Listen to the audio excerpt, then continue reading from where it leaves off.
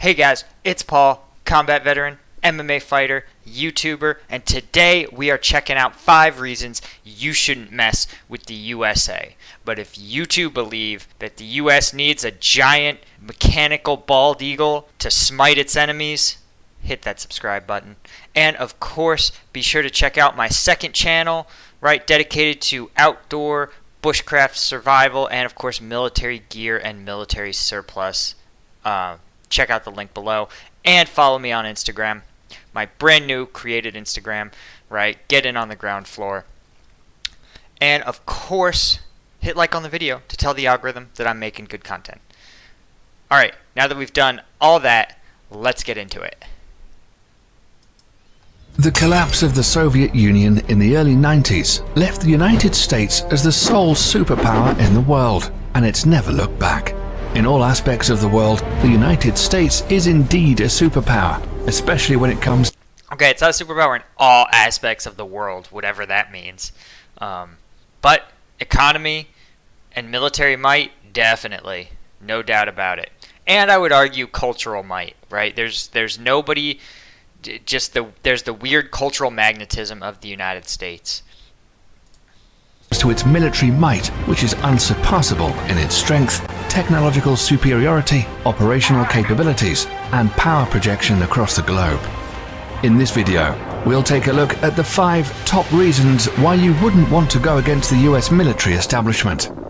The United States Air Force is the strongest in the world, not only in the number of operational aircraft, but also in technological superiority.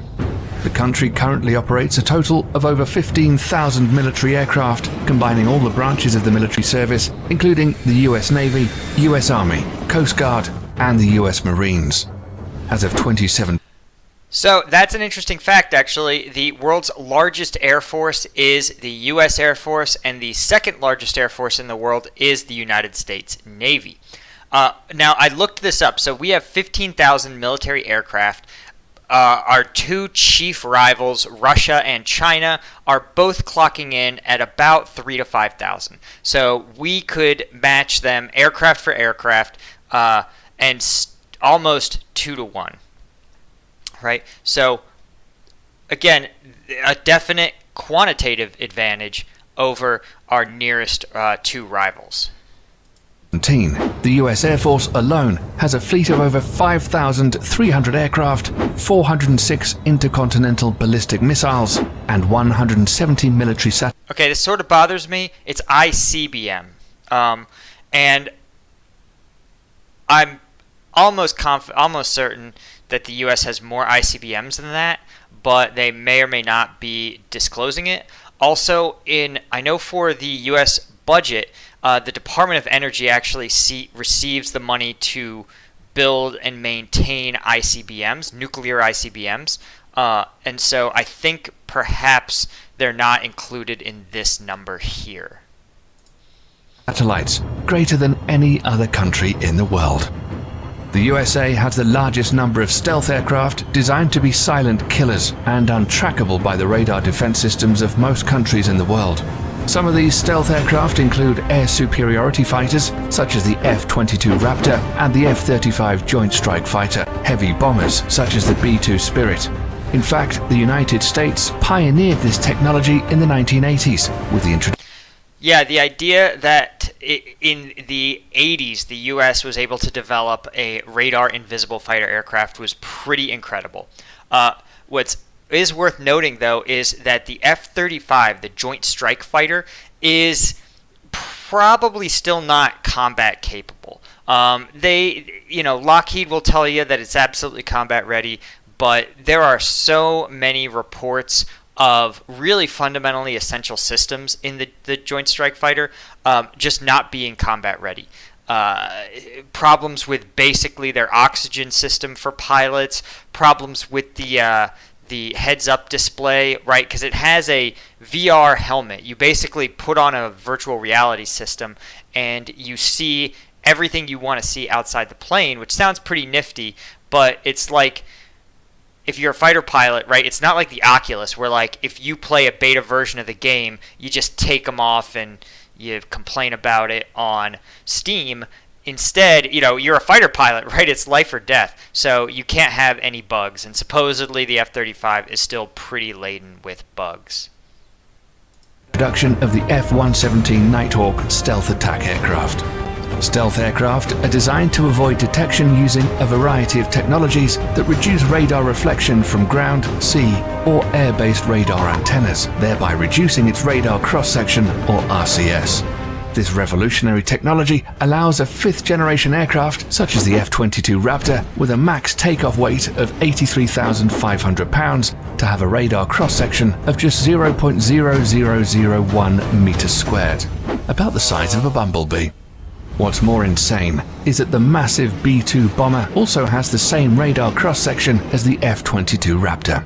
Thus, it becomes extremely... that is pretty incredible, right? And as we know, that because of how high and how fast aircraft fly, your only air defense systems that most countries rely on are surface-to-air or air-to-air missiles, and that are radar locked. So if you're radar invisible, you are invisible to most forms of air defense, or all, as far as we can tell, all forms of air defense. difficult to track stealth aircraft. Even if the enemy spots them on their radar scopes, it's a whole other story to successfully track them and register a missile kill. The whole idea behind this technology is to break the chain in which a conventional surface-to-air missile defense system works. It's the same reason countries like China and Russia are also hard at developing their own stealth fighter, the Chengdu J-20 and the Sukhoi Su-57, respectively. These aircraft will allow the US Air Force to assert its air superiority over any battlefield of the future, and we all know that control of these skies is the biggest decider in any war. But that's a really good point, is that if Russia and China are able to develop their own stealth aircraft, then you could have a situation where both parties get free movement of the skies because neither one is able to detect and counter the other. Without having radar, finding a fighter jet or a bomber or an interceptor in the vast openness of the sky is like finding a needle in a haystack if you're relying on your visual, right? So again, it's something where that America definitely has had the lead for a long time, but its adversaries are absolutely trying tirelessly to catch up. The next reason why any country going to war with the US military should think twice is because of the strength of the US Navy and its dominance over the world's ocean, especially the Navy's supercarriers. The US Navy currently operates 11 nuclear-powered Nimitz-class supercarriers, which is the largest aircraft carrier fleet in the world. The only Navy that can come close in terms of technological advancement is probably the Royal Navy of the United Kingdom, but they only have 2 operational carriers. The Nimitz class of carriers has a displacement of over 100,000 tons and can carry a complement of up to 70 aircraft. They're literally a floating small town in the ocean with its own airport. The Nimitz class carriers in themselves are extremely potent offensive weapons, but the way they operate in what is called the carrier strike groups makes these ships even more deadly. A carrier seldom deploys alone. There are always a fleet of surface and underwater assets surrounding them and forming a strike group. These include guided missile cruisers, a destroyer squadron, attack submarines, and other support vessels. Together, they project the power of the carrier and at the center of the group forward towards the enemy. While the carrier is carrying out its offensive role with the use of its... Okay, so let's talk about what power projection means. And what he's talking about is the ability of the carrier strike group to essentially be a messenger and remind both allies and adversaries that the U.S. can reach out and touch you with a lot of firepower anywhere in the world. The classic example is, of course, in contested regions in the South China Sea, right, and in the Taiwan Strait, where the U.S. will routinely do what it sometimes calls freedom of navigation maneuvers when it passes things like its naval vessels or carrier strike groups through to assert the fact that, to remind both Taiwan and China that the straits or the contested South China Sea is not Chinese sovereign territory. It is the territory of all the countries that operate there, right? It's a free maritime zone. And the U.S. takes seriously its responsibility to maintain what it calls freedom of navigation of the seas, right? Ensuring that hostile countries never use their geographic position to, for example, mine a valuable pass, assert control over an area, or militarize a zone, right? And this is when people talk about the South China Sea conflict, this is what the conflict is sort of over. And of course, when you are the only power in the world that can field a carrier strike group like this on a regular basis, it really can feel imposing to the leadership of another country that maybe only has a single carrier, if that. Its air wing. The other ships are responsible to protect its flanks against any enemy attack. This combination of offensive and defensive strategy makes the US Carrier Strike Group almost impenetrable. The United States Navy maintains 9 such carrier strike groups, 8 of which are based in the United States and 1 that's forward deployed to Japan. For over 50 years, this has been the principal element of US power protection, and the Nimitz class of supercarriers are at the center of it all. Despite this, the US is currently in the process of developing a new class of carriers called the Gerald R. Ford class, intended to replace the Nimitz class ships. This new supercarrier will be even more technologically advanced and is expected to continue US dominance of the oceans well into the late 21st century. The third reason why you shouldn't fight the US military. Okay, let's talk a little bit about carrier strike groups and carrier technologies. Now, here's the reality of naval warfare. Now, the U.S. Navy has been involved in a lot of U.S. military actions in the post-World War II era, right? The classic one being cruise missiles and fighter jets hitting Saddam Hussein's Iraq in the First and Second Gulf War, and to a lesser extent, operations in Syria.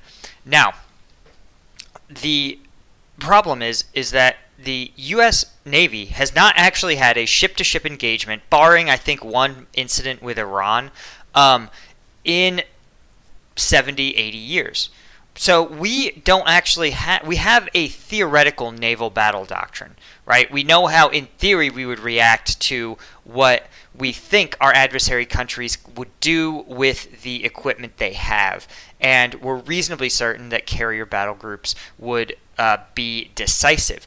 But as we discussed with the stealth fighter, America's adversaries are working tirelessly to catch up, right? And the classic example is China's DF-21D missile system. This is a medium-range, it's not a ballistic missile, it's a hypersonic warhead, right? This means it's a missile that travels extremely high, releases its warhead, and then that warhead travels at an incredible speed, right? Several times the speed of sound, and basically drops like a cruise missile, wham, right onto the deck of a carrier.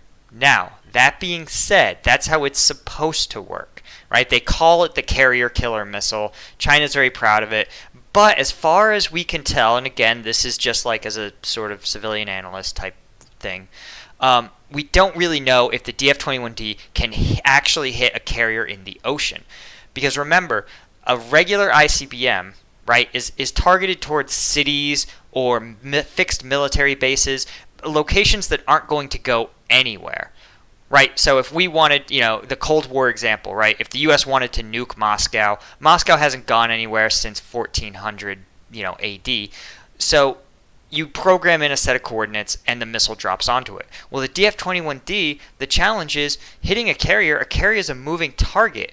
And not only that, but carrier strike groups don't move in a straight line, right? Even as they go to a destination, they weave kind of randomly, right? And that's deliberate to thwart these missile strikes. So what you would have to make the DF-21D work, and any sort of missile like this, is you'd actually have to be able to have the missile self-guide as it descends right onto the carrier. And this is really hard to do. You almost, again, need a sort of artificial intelligence guidance system that can find the carrier and hit it, right? Because it's traveling so fast that even bouncing signals back and forth to a controller in a base in China wouldn't necessarily work. It wouldn't be responsive enough.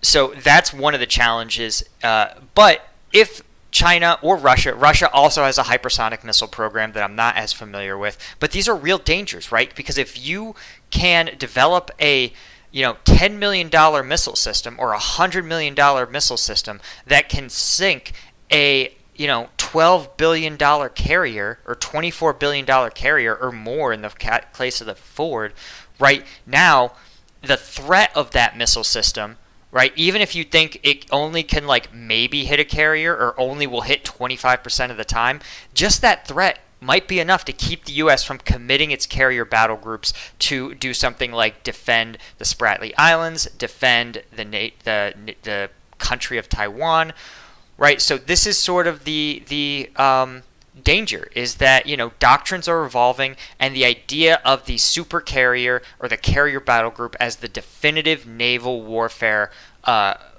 element of battle might not be the future. And again, you're thinking, imagine 2021 and the U.S. is still counting on the class of ship, the fighter and bomber carrier ship, as being the decisive factor in battle, as it was in the Second World War, right? It's almost like saying, hey, we're planning on building the most advanced great sword possible to win the Civil War. You'd be like, no, of course not. The Civil War is fought with these newer repeating firearms. A great sword is a ridiculous investment. But it's hard to know. It's hard to know a revolutionary leap forward in warfare until it happens. Military is their massive stockpile of nuclear and conventional intercontinental ballistic missiles, or ICBMs.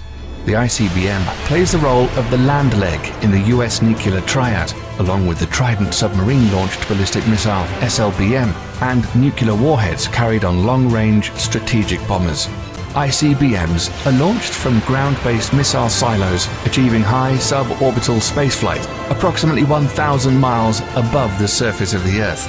The body of the missile then separates from the warhead, which re-enters the atmosphere and free falls to the assigned target at hypersonic speeds. The US military currently operates 400 ICBMs from its base in Wyoming, Montana, and North Dakota. The LGM-30G Minuteman III is the only type of ICBM that is currently operational in the US. The Minuteman III family of ICBMs were first developed in the 1960s as a response to the Soviet nuclear threat. Throughout the Cold War and beyond, these missiles have undergone constant modernization. In the last decade alone, the US military has undertaken $7 billion worth of upgrades.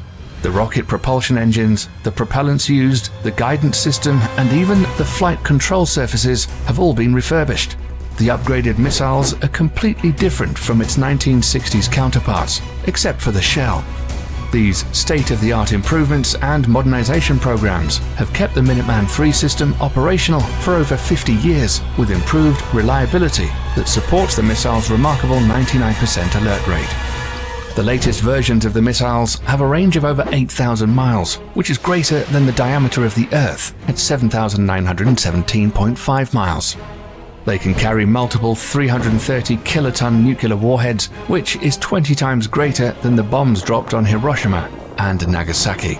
Not only that, each of these warheads can be assigned to different targets independently.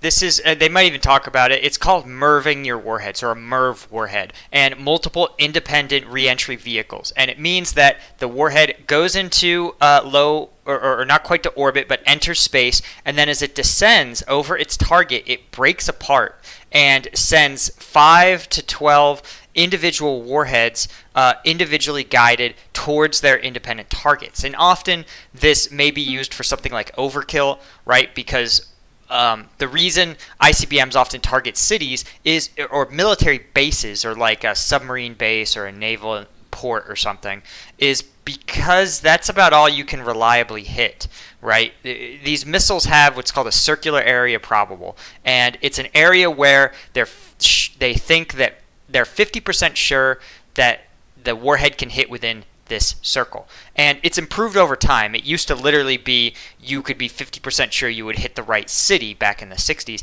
and now it's more like you're 50% sure you'll hit the correct city block.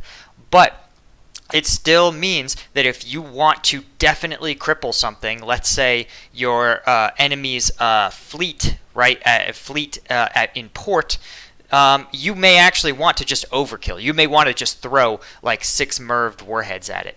Or if you want to destroy, say, your enemy's ICBM sites, you may need to just punch into them again and again and again because these are hardened sites.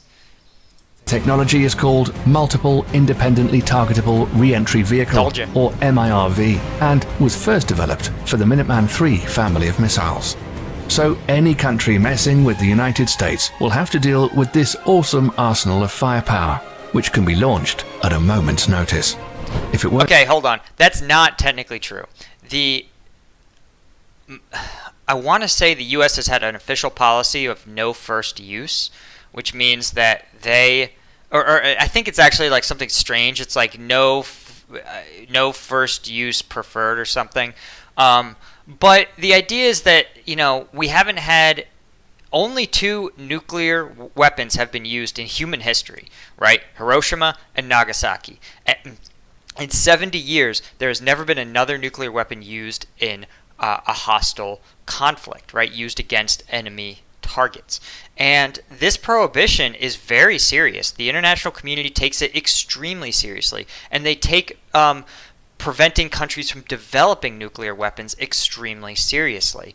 And so the U.S. has pledged, right, it has what's called a nuclear umbrella. It says, hey, in exchange for being our ally, like a NATO member, and in exchange for not developing your own nuclear weapons, with the exception of France and Britain and a few others, we, the United States, promise to cover you in our nuclear umbrella, which says that a nuclear attack on London will be treated like a nuclear attack on New York, and the U.S. will launch its ICBMs at your aggressor, at the targets, in your aggressor's country. We will treat our friends like we treat ourselves.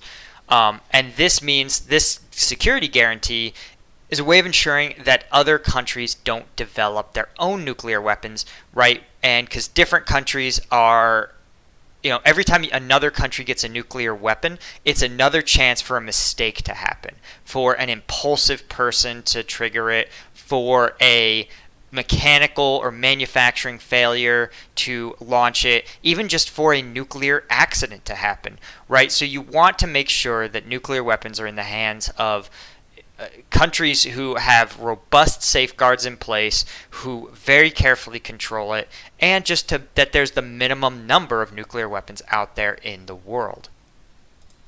Like the ICBMs or the stealth fighters raining fire down on you, it would be precision-guided munitions, or better known as smart bombs or PGMs instead.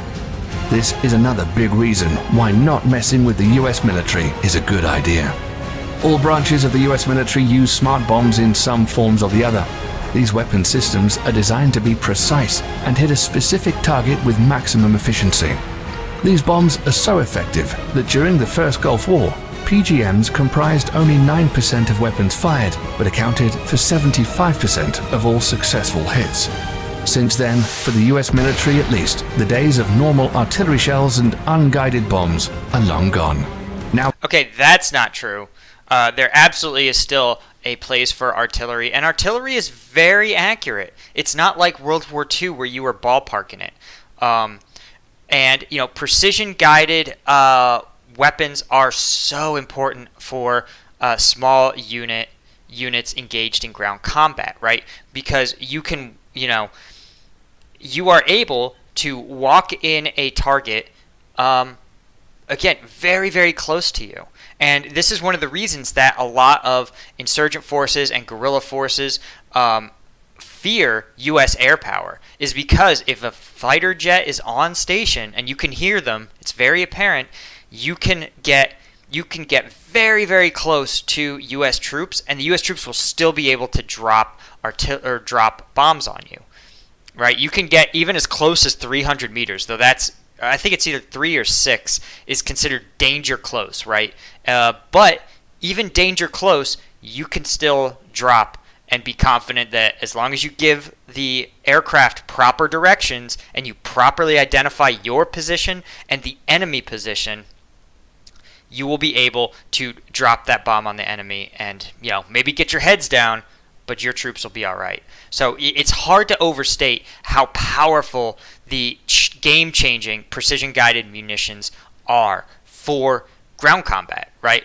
Not even to talk about things like, in the First and Second Gulf War, when using precision-guided munitions, we would say, hey, we're going to spare Iraqi civilians, but we're going to take out all the power plants that power their command centers. Hey, we're going to take out every radio tower in Iraq, right, to make sure they can't talk to their troops. That sort of stuff could be really decisive both on the battlefield, because you can hit exactly what you mean to, and in terms of reducing civilian casualties. To the extent war can be said to be safe, it's not safer, but it's made so much less dangerous for non-combatants. Nowadays, the military uses PGMs from air, ground, and sea. Precision-guided munitions come in various forms and use different kinds of technologies to achieve precise hits. A large majority of PGMs use the Global Positioning System, or GPS, of satellites to guide their trajectory to target. However, sometimes this becomes a problem, as GPS coverage is not always reliably available everywhere across the globe, or bad weather conditions can hinder operations. Thus, the Office of Naval Research, the Naval Surface Warfare Center, and the Army Research Laboratory have all coordinated to develop the first ever artillery-fired smart munition that will not use GPS guidance. The project is known as Moving Target Artillery Round, or MTAR for short. The MTAR shell can be guided onto stationary as well as moving targets in both land and sea, using a combination of guidance technology. The best part is that these shells can be fired from the existing M777A2 155mm towed howitzer and the M109A7 Paladin Integrated Management self-propelled 155mm artillery systems already in use by the US military. The shells will also feature an extended range of 40 to 60 miles using rocket boosters to propel them. Once finished, it will afford the US military another potent weapon system that outclasses others around.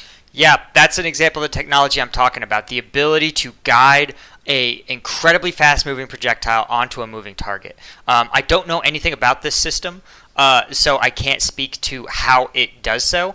But almost universally, you're going to have a human being identifying that target, right, to distinguish the truck you want from the trucks in front or behind it, to distinguish a formation of troops from a formation of rocks next to it.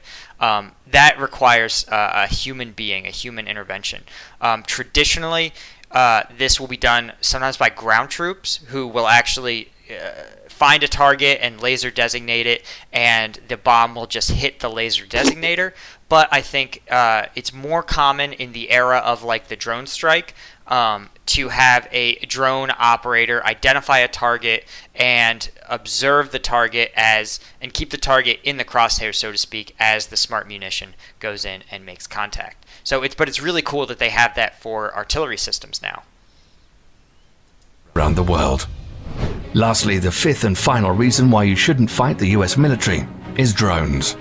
We're all familiar with what an unmanned aerial vehicle or drone is and what it's supposed to do. But in recent years, the usability of UAVs are steadily increasing to encompass all spheres of military operations, and the US military is the pioneering spirit behind it. At first, used only for surveillance missions, drones were quickly weaponized after the 9/11 attacks and have been extensively used by the US military in the war against terror as an offensive weapon platform. It's forecasted that over the next decades, the US is in line to purchase over 1,000 combat drones of various classifications. Some of them, like the Lockheed Martin RQ-170 Sentinel and the Boeing MQ-25 Stingray, are already in the final stages of development, and once finished, will provide the US military with state-of-the-art platforms capable of multi-role operations, ranging from attack missions to aerial refueling. Drone technology has reached such heights today that a single UAV can loiter miles above the surface of the Earth for hours, waiting for the target to show its head and sticking with impunity. Yeah, no, it's really incredible to see what drones are capable of now. Again, when I was deployed 10 years ago, they were primarily ISR assets, intelligence, surveillance, and reconnaissance. But the ability to have a drone sit overhead, right, and provide you and your commanders a total picture of the entire area surrounding you, right? It was like having an additional layer of security. It was like having eyes over a hilltop.